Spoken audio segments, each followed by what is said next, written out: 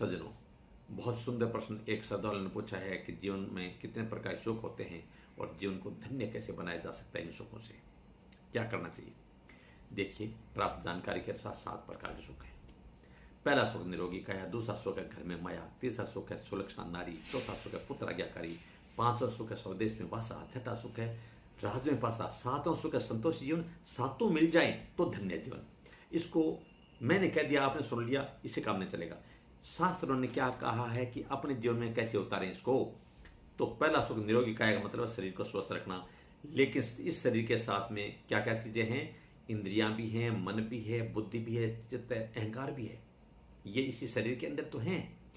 तो शरीर के इसको तो आपने खान पान से, योगा प्राणायाम से स्वस्थ रख सकते हैं।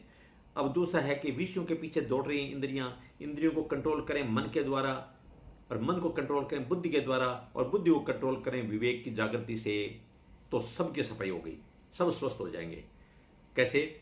बुद्धि को कंट्रोल करेंगे तो बुद्धि स्वस्थ, बुद्धि मन को कंट्रोल करेगी तो मन स्वस्थ, मन इंद्रियों को कंट्रोल करेगा तो इंद्रियां भी स्वस्थ, विषयों के पीछे नहीं दौड़ेंगी। बस राग द्वेष और मान अपमान की भावना बुद्धि में पैदा नहीं होगी, अहंकार आपका मिट जाएगा, और विवेक की जागृति होने के कारण से जब चित्तवृत्ति शांत होगी, शांत चित्तवृत्ति वाला आदमी ही शरीर की, परिवार की, संसार की सेवा के साथ साथ में भगवान को प्राप्त कर सकता है सब। इसलिए पहला सुख निरोगी काया। दूसरा सुख घर में माया, बदकर्मों से की हुई कमाई तो घर में आएगी ना, तो उसमें भी वो तड़फाएगी और मुग्धा फसाद में भटकाएगी, पीढ़ी को बर्बाद कर देगी। तो उसमें सुख नहीं है। सुख है न्याय संगत, जो भी पैसा धन कमाया है वो आपका प्रसाद बन जाएगा। उसके लिए कहा है कि दूसरा सुख है घर में माया। तीसरा सुख सुलक्षणा नारी का मतलब है कि सुलक्षणा नारी, कुलवंती नारी परिवार में अच्छे संस्कार देगी, बच्चों में शिक्षा का प्रसार कराएगी और सबको साथ लेके चलने का प्रयास करेगी, और अतिथि देवो भाव के सिद्धांत के अनुसार घर आंगन के अंदर स्वर्ग उतार देगी। और चौथा सुख है पुत्र आज्ञाकारी, आज्ञाकारी पुत्र सोने में सुहागा मिलेगा। और पांचवा सुख है स्वदेश में वासा, यानी हम अपने नौकरी पेशा को छोड़ के, व्यापार को छोड़ के वहां स्वदेश में, वहां घर पर तो नहीं जा सकते।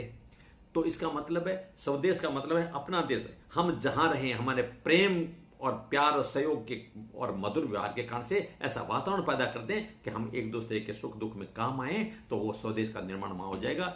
अगला सुख, छठा सुख है राज में पासा, यानी न्याय प्रणाली, शासन प्रणाली, सत्ता का साथ भी हमें मिलना चाहिए ताकि हमारे साथ कोई अन्याय नहीं हो। सातवां सुख है संतोषी जीवन, यानी संतुष्ट है येन केनवा, हर स्थिति में अपने आप को संतुष्ट रखेंगे तो हमारा जीवन धन्य हो जाएगा। बस यही बताया गया है जीवन को सुखी